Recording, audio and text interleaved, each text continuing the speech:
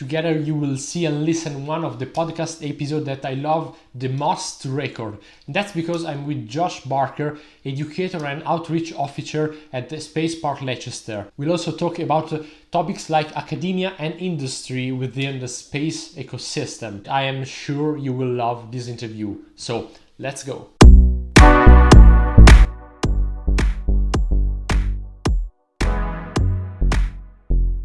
Okay, so welcome aboard, Josh. How are you today? I'm doing really well, thank you. It's good to meet you. I'm glad to be here. So finally, we get to talk and of a super interesting topic. Well, in these episodes, we usually talk about technical things. We go hmm like very vertical on some specific topics. But today, there's something I really love to talk about because it's like what's the background, what's around the topics we usually talk. And well, I'm really glad to talk with you, a real expert of talking about this kind of thing. So, well, welcome on board. Thank you very much. Yeah, it'll be good to have a chat. So I like getting technical as much as everyone. I do have an astrophysics background, but yeah, my career has taken me through communication and inspiration and sharing and getting people excited about this topic that I love so much. So I'm excited to share that with you. Yeah, well, I will start from this. So just tell us a little more about your background because well, you have a strong technical skills. Yeah, so I grew up. I always think of myself as one of those stereotypical space people that, Hmm. at the age of about 4 or 5, fell in love with space and the stars and the cosmos and the idea of adventure, and have always seen myself as being a space scientist, as Hmm. an astrophysicist. So that was always, as a young person, my goal was focusing on science and maths and engineering. I had a fascination with understanding the ways things worked and how things were put together. There was a minor blip when I was about 16. I got a job at a local farm centre and fell in love with animals and thought for a Okay. very brief moment maybe I could be a vet instead. And realised that was a lot of biology, and biology was not one of my favourite subjects. So we skipped that and stuck with space science. But I then went on to study at the University of Leicester, where I got a 4 year master's degree in astrophysics, which I loved. And then I sort of fell a little bit out of what I wanted to do. The plan had always been research and science, but I didn't quite find a PhD project or a Hmm. research focus that I wanted to go. And I stumbled into a job in outreach. So here in Leicester, where I'm based, there's a place called the National Space Centre, which is the UK's biggest space-themed museum and tourist attraction. So dedicated to sharing the story of space with people. And I thought, I'll pop into this. I'll do this for a year or so while I figure out what I want to do. And I found I absolutely loved it. The ability to be able to stand in front of people, talk about a subject that I'm so passionate and I enjoy, and help them understand why I find it so fascinating was something that brought me huge amounts of joy. So I spent about 12 to 13 years there, teaching everyone from little under 5 tiny astronauts that were just learning the names of planets, all the way through to some of the adult visitors that really wanted to get into the deep nitty gritty of complex space missions or things like that, but sharing and inspiring people to get involved in science. And then that finally took me to return back to the University of Leicester, where I got my education, with a new role at the Space Park Leicester facility that opened up just next door to the Space Centre, which was taking this inspiration and getting a bit more technical with it. So now I find myself still doing the outreach and the excitement. Just a couple of days ago, I was helping recruit some new students for our Hmm. course, but now a big focus of my efforts is in skills as well. So working with professionals at the top end of their careers and helping them get into the space industry as well. And that's been a real focus of the last couple of years of my work. Well, you mentioned the fact that you started from the very like young people up to the I wouldn't say old, but at least professionally very Yeah, experienced, independently from the age. Okay, and experienced is a good word. They like that yeah. one. um, well, is there like any project or any something that you faced during your experience that well you said okay this is really worth the job? Um, I think I don't know if there's ever one particular moment. I think for me, the thing that always sparks my excitement and that Mhm. always leaves me feeling good is when you get that moment in someone's eyes when they finally understand something. They've heard about a complex thing. With little kids, that's often things like black holes, and they hear about these amazing exotic objects, and just being able to give them a little slither of information to just help them understand a little bit. And that moment, that almost the penny drops and it clicks and they start to realize, oh, I see how that stacks together. And one thing I found that's universal. People have that at 7 years old when they don't really understand what the word gravity means and they're just picking up the basics, but all the way through to, sitting in a room full of people that have been in the business for 20, 30 years, but there's always been that one concept they've never quite got. Mhm. And the moment you see that understanding come out, that for me has always been something that has sparked my interest. And I've had that in so many amazing opportunities in all sorts of weird and wonderful locations that I'm very lucky to have been in. Well, now there's one question that I wanted to ask you. Is there like any child or any young one asking you like about aliens or something like, well, someone would say, okay, that's a very strange question. Why are you asking me about this? But I think that gives you the measurement, the dimension of the curiosity that the young may have. Oh yeah, the most creative questions always come from the youngest people. I think and I think that comes from that confidence, that braveness you have as a child that you don't know you're wrong, and you just wonder. I think as we get older, we get a little more conscious on what we're asking people and how that's perceived and how that's come across. I've always said, and I will forever say, there's no such thing as a stupid question. If you're wondering, if you've got a question, ask it because there's only one way to find out. But yeah, you get all sorts from children. Aliens are a popular topic. Like I say, black holes and cosmic supernovas are things that always attract the attention, the big flashy sides of things. But you can have just as good conversations with adults on more technical or more finer details and things like that as well. So I think there's a real understanding, and that's one of the things I've always loved about space. Is there's so many broad topics. If you love machinery and mechanics and engineering, spacecraft are some of the most fascinating objects out there. You look at something like the James Webb Space Telescope, which had was 300 single points of failure of engineering. You could spend careers and careers figuring out all that intricate detail. But if you hate engineering and you can't stand that, but you love biology, that astrobiology story of life out in the universe is equally as fascinating. I think space for me is one of those unique environments where almost anything you're interested in, especially now with the modern space industry, we're starting to find it connects to almost everything. And I think you can find a way to get involved and get excited and get interested in this cool domain. Yeah, well, this is probably the aspect that, well, I think I appreciate the most, especially like in the last decade, and probably looking at the future would be like more and more like a mixture of different disciplines. And the fact that, well, almost everyone, basically everyone with a different background can be part of this, like sort of a space development, almost movement, maybe. Like everyone can bring his or her like competencies in different sectors because space is so wide. And well, you mentioned the James Webb Space Telescope.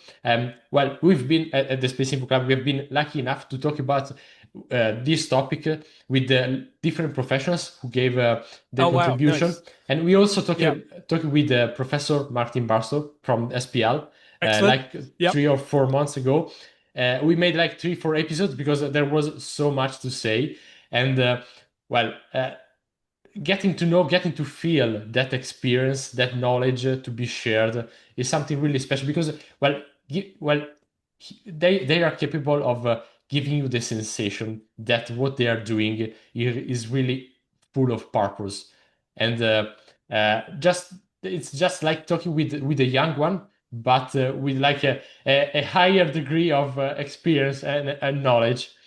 And well, I also think about a similar, like a neighboring side, which is the industry aspect, because some listening would say, okay, that's everything very, very good, very attractive, very nice, because you are studying new things, you are pursuing knowledge and things like that. But okay, there are a lot of private companies maybe nowadays. So space is also becoming a business. So there's this this knowledge is also useful, it's also functional to the development of something which is also economical sustainable in some sort. So, Yeah, what's your perspective?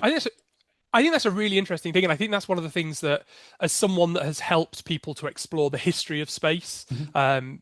it's given me the opportunity to study and keep an eye on that. And I think that's the real big shift, that the massive change we've seen over the last 20 years or so is that shift from just space being an academic, scientific-based research field into this industrialized, commercial opportunity. We still have the science, but now we're seeing this much bigger field take over. And I think that's just gives us more opportunities. I think that's the other thing. I think sometimes people can get worried and scared when you see these shifts in industries that, oh, well, hang on, does that mean that we don't do the science anymore? And it's like, well, no, the science still happens. And in fact, a lot of the new science is enabled by the fact that we've got this in. Commercial and industrial enterprises want to make space cheaper because space is expensive and they want to make the most money by making their costs cheaper. Well, if the costs of flying things to space get cheaper, that only benefits science Yeah. because suddenly we can build bigger and larger instruments or launch more of them and get up there. So I think seeing how we can work together is something that is a real key fundamental building block to really engaging with the next chapter of the space industry. And I'm super lucky that I've been able to get this position at Space Park Leicester, which is something that the university has really spearheaded to do exactly that. Space Park Leicester is a university research building built with the researchers that are based in our university in mind, but actually around half the space is dedicated and given over to industrial partners. We have, I think it's 23, 24 commercial entities based within the building that are not there for research, that are not there for science, that are there to be commercial entities that are selling Earth imagery, for example, or producing weather models or building space hardware that can be then commercialized. So they are there for that commercial input, but they're working alongside our scientists to figure out, well, hey, we're both working on this thing. How can we do it efficiently? What can we do that might help you a little bit? And what can you do that might help us? Because, well, plot twist, scientists don't often make great business people, and business people don't always make the best scientists. But actually, by helping each other out, we've not got to bother training each other the other way. So I think there's a real advantage to that, and I think I've been really lucky to be in this position, really at the cutting edge of it. We're seeing more and more of these collaborative efforts spring up around the UK, around the world, and I think it really is showing that this is where we're moving. We're seeing large international organizations get really deeply involved with space flight. You can only see it things like the changes with NASA, where we're seeing much more partnership with commercial entities, which has always been a case. You look back at the Apollo programs, that's what they were doing. They were working with commercial entities. It's not a new thing, but we're seeing that much greater integration of what's going on. And I think it can be worrying and it can be scary, and occasionally it doesn't go to plan. Occasionally priorities can get, not necessarily in the right place. But I think overall it tends to be positive. And I think it also is a spirit of competition. One of the greatest advancements in the space industry was fueled by competition in the race to the moon back with the Apollo and the Americans and the Soviets. And I think that next real head-to-head competition is now coming from industry. We're seeing companies like Blue Origin and SpaceX really competing at the cutting edge of rockets and things like that. And I think that's where we're going to see that next flurry of innovation that's come from. And I think science is in a good place to be an integral part of that, as well as industry is going to do the same. Yeah. While you were talking, I was thinking about the fact that, well, like 20 years ago, maybe even 10 years ago, if you were a university or like a research entity, well, you still probably, if you are a research entity, don't have much money as a public agency or a private company because you don't have VCs backing you, but you have to look for like ride shares opportunity if you want to put like an educational satellite in place. And then I think now at like the ride shares opportunity with SpaceX, they are not free for sure because that's still a business, and they are probably making you pay for every little gram you want to put in orbit. But then I also think about the Artemis 2, something that's going to be a hot topic nowadays, also for the delayed launch, like a couple of days ago. Come on, again, for the same problems again and again, but that's okay.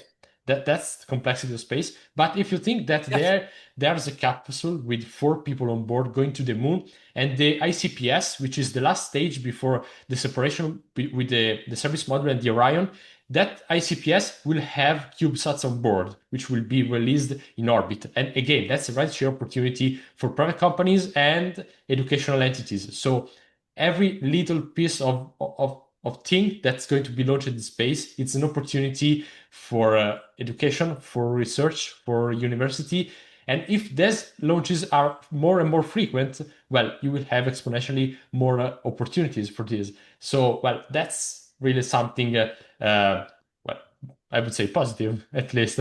Yeah, I think it is, and it's all the little advancements as well. It's, like you say, the rocket technology and the opening up of rideshare opportunities is a big help, but also even just things like the invention of CubeSats, like this Yeah. miniaturization, that again is often driven by that commercialization of bringing costs down, of making things more efficient.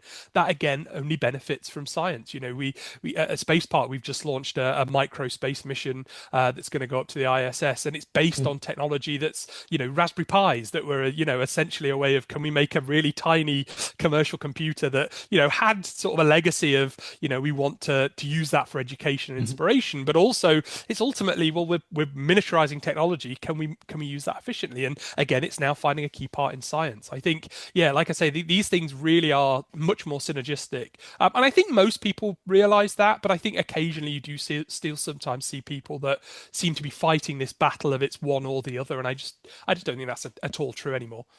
Yeah, well, there's one thing that I would like to add to this, and probably not everyone is thinking about this, is the fact that like a couple of months ago I was talking with a couple of friends working at NASA, and then they say that they were used to say, well, I work here not because of the salary, but because what we do here, well, it's done never, well, it's done.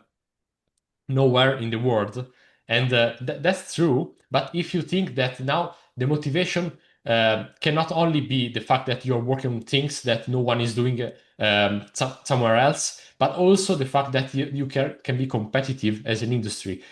Like I'm thinking about the big tech companies. Okay, they Hmm. want to attract the talents because also they can offer huge salaries that probably scientists and engineers will never see in their life. Okay, but things are changing. And if a private space company wants to attract new talents, probably will have competition also in terms of salaries and resources, human resources. So will be positive also for the whole environment and also people working here.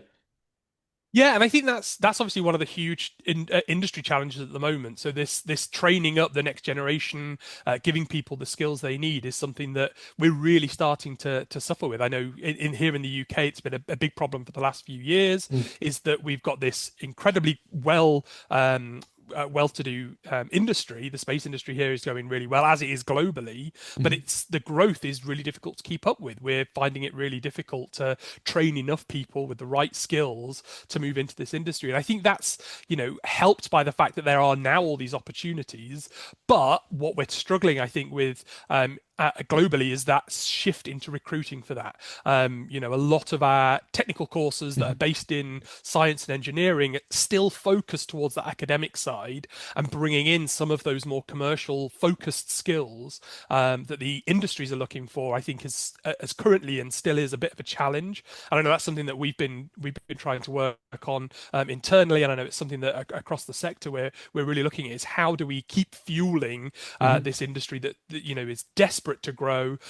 It's it has really open potential in terms of how far it can grow, and the hunger for it to adapt, but is making sure that there are robust schemes and plans and interaction points between these bright-eyed 6 and 7 year olds that want to know about black holes, and showing, well, this is how you get into it, this is how you might study that, or this is how you might work on a piece of equipment that might go and investigate that or use space in some way. And finding those ways to connect that is challenging. I mean, it's hard, but it's something that's vital to be done. Yeah.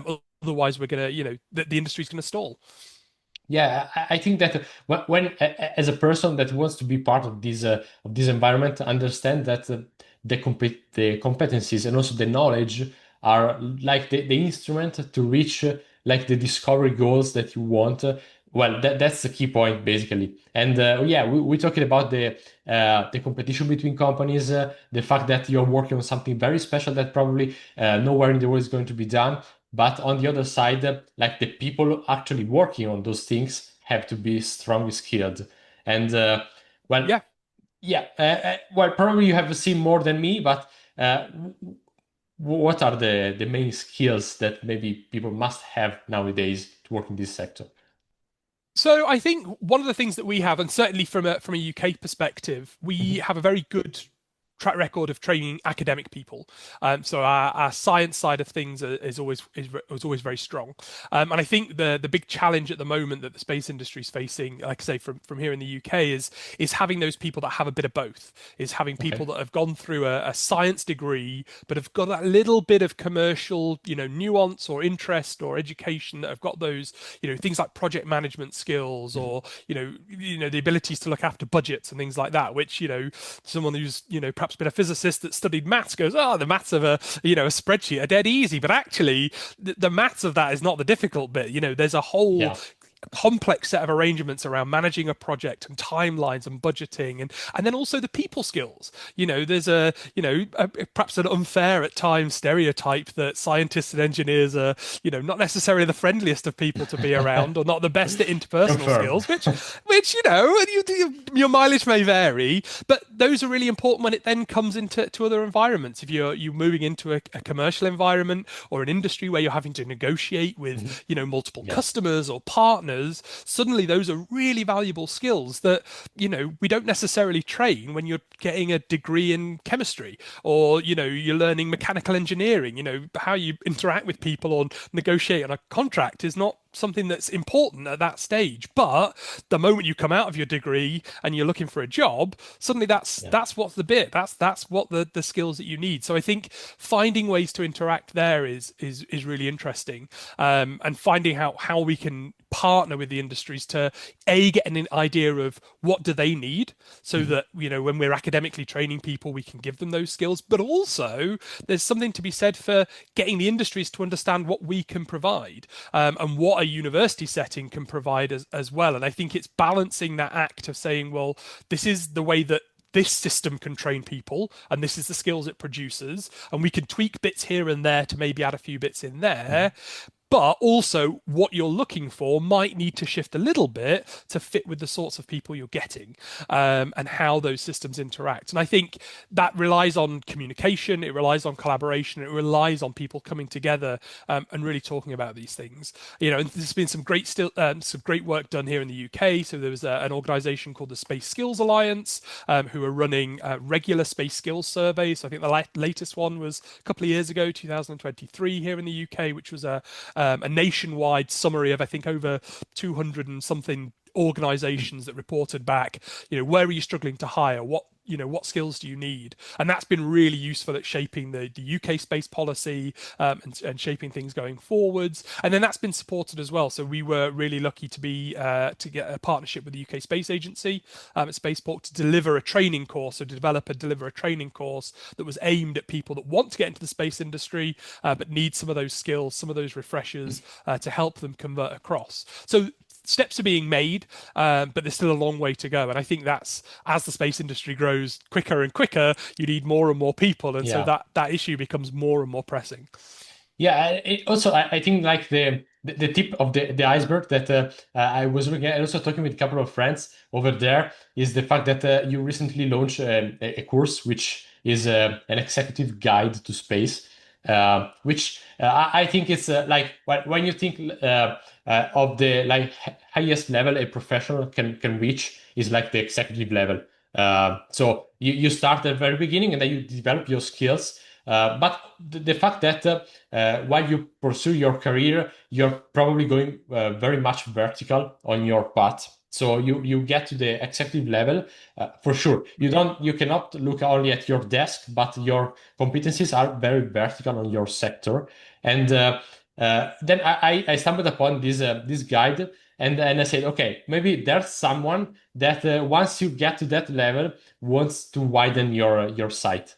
So Yeah, can you tell me a little about this? yeah, of course. So that's, like I say, this was born out of this space agency project. So this Mhm. was to develop this training course, and this was mainly aimed at not necessarily training new people to the space Okay. industry. So this wasn't looking at an apprenticeship or a degree replacement, but this was saying, look, we've got, certainly we have in this country, and globally this is true, there are professionals that have worked in the right industries for years and years and have the base knowledge and the experience, but just need a couple of the pointers, whether that's a nudge in how space is slightly different, or the regulation framework, or how these things are, and how do we convert these people into space Mhm. employees. And that could become a couple of things. So some of those might be people that have decided they want to change. I've spent the last 30 years building bridges and I'm bored of bridges. I want to go and build a spacecraft. Okay, cool. Here's how you might get in. But also, we're seeing more and more industrial industries and companies that suddenly find themselves working in space. One of our partners that were with us for a few years at Space Park were Rolls-Royce, who traditionally make, airplane engines Mhm. and things like that. And suddenly they said, well, here's a space project that kind of aligns with some of our expertise. Can we get involved in that? Well, we'd like to, but we don't really know much about space. How do we get there? So one of the things we've been working on, this executive guide to space, is essentially a conversion course. Is to say you're a professional, you've got skills, you've got the basics, you've got the knowledge. We've not got years to teach you that, but we can give you, sharing our 60-year space heritage at the university. Here's a guide, a summary, an overview of these are the key points you need to know Mhm. to start that transition in, so that when you sit down in a meeting and someone talks to you about LEO orbits and Lagrange points and what we're going to do with the thermal environment, you know a little bit about that. You've heard those words before. You know a little bit of a basics to not feel out of your depth and Yeah. feel that you can get involved and come across to join us in what we think is an amazing industry and we think you're going to do well in, but you just might need that confidence, that little bit of guidance to support you in. So that's where this has come from. So the executive guide you've mentioned is a super brief, super intense 3-day program that's designed to target those high level managers, high level executives, people that might lead departments, or people that just need a basic overview to say, come in, spend 3 days with us with Mhm. our experts that have spent decades doing this, and we're going to give you a crash course is probably the wrong word when you're talking about launching space missions, but here's that intense focus guide to really get you started and get you feeling comfortable with this environment. And so far we've seen people seem to be pretty appetizing and signing up, and we're hopeful it will be a really productive and useful tool for people that are looking to get themselves into the space industry, because we think it's cool and we want as many people to come and join us as possible. Yeah, what we are used to share, like I would say, basic knowledge, like on our channels, on our website, things like that. Like we try to talk to people who have, I would say, basic knowledge of the field. Maybe because they have done something completely different in their lives so far, or maybe they are like on the last year of high schools. They are approaching university, colleges, and things like that. So that's the level of knowledge. But I Yeah. really, when I heard about this, I love the idea that there is like a top tier course that is willing to talk to people who have already a strong expertise in something, but it's focused on giving you like that impact expertise from real experts, someone who has done this for his or her entire lives and can share what he or she knows. So, well, Ex- exactly, and that's the idea is to say, look, this is not, this is because as a university we're in the privileged position that we've had, yeah, 60 years of yeah. history of building things. We've got this knowledge. You mentioned people like my colleagues Martin Barstow, who's worked on countless missions and has got the expertise, and we just want to share. This is about getting people equipped and helping people to join. And so it's people who've spent their years building space hardware are going to talk to you about how to build and engineer for the space environment on one day. We've got some of our colleagues and friends from a world-leading legal company Mhm. that deal with space regulation and international politics and all of that nitty-gritty that terrifies me, but is really useful to get an understanding that if you want to build a Definitely, yeah. mission, how are you going to ensure that mission? How are you going to, get the right rules and the right rights to beam your transmission back down to Earth in the first place? These are all super important that you might not necessarily be aware of. It's not Mhm. that you don't think of them or could understand them. It's just, you might not even be aware that these are the things and the steps that you need to go through. So that's what the course is. And if you're interested, Sebastiano, sign-ups are still open. You've got just about a month as we're recording this, at the end of March. So come on Yeah, I down. can feel that pressure.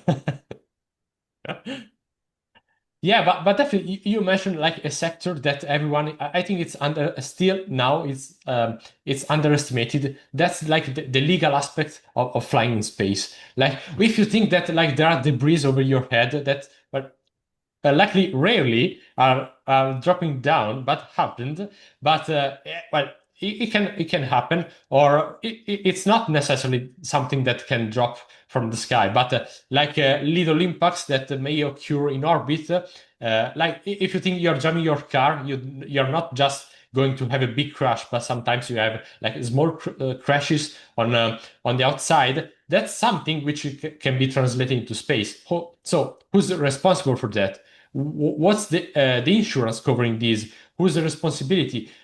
It cannot be always that like the country you're launching from, it's responsible, has its own laws that are already covering something which is occurring outside of the atmosphere maybe. So it's such an underestimated aspect, and that's only one of all those underestimated aspects. So I Yeah, think it's that Yeah, you're right. It's such a complex environment, and I think that was we ran a pilot of this course last year, and that was Mhm. one of the things that we talked about. Was we were listening to a lady called Joanne Wheeler, who you might know, who does a lot of space law, quite a big name in that, and she was talking exactly about that. And it's that shifting. We're seeing the industry change, and while things used to be underwritten and insured by nation states, and nations would take responsibility, now that private companies are launching so many space missions, you're starting to see nations not want to back them and to say, well, hang on a minute, we don't want to be responsible for this person that's launching. And yeah, they're launching from our soil, and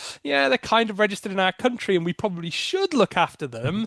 It's a lot of liability, it's a lot of pressure, yeah, and there's so much stuff up there that you've only got to have, one or two major collisions, and that can have a huge knock-on effect on the environment. Just I think not long ago, a couple of weeks ago, we saw a piece of debris collide with an old mm, spy satellite that thankfully is in quite a distant orbit and shouldn't cause too many issues. But there's now a huge cloud of yeah, debris that could then go on and could start to cause impacts, and you then have these knock-ons, and that has big effects when now so much of industry on the ground is based on satellites. What happens if all the weather satellites go down yeah, overnight? Well, there's going to be chaos, or even simple like the GPS network. Well, suddenly, you're not getting your Amazon Prime package tomorrow or getting to work. And, we can have a giggle and it seems a bit silly, but suddenly so much of the, nation's industry nowadays is built on a reliance of yeah. space that we could see very serious effects very quickly. And there needs to be a process for how we deal with that. How do we, attribute blame? How do we figure these things out? Because we've got to keep things running smoothly. Otherwise, these things, again, are going to stop. And it's going to really harm the industry and have it grow in an unsustainable, non-supportive way, which we don't want to happen. We want to be able to use this as a tool that can benefit us and can support our global activities rather than something that's going to impact us. Yeah, definitely. Yeah. Well, I think that we have given like the perception of how important these kind of new sectors, these new fields of this whole sector today's are. And I'm super happy to have talked with you today about this thing. So first of all, I want to thank you for being here, and I want to thank all the people that have listened so far in this episode. And I want to tell you that there are a couple of topics that we are going to discuss in the next episode are a little more like talking about what you do and more tailored on you, Josh. So I Mhm. hope that people will also listen to the second episode. So thanks for being here and see you next time.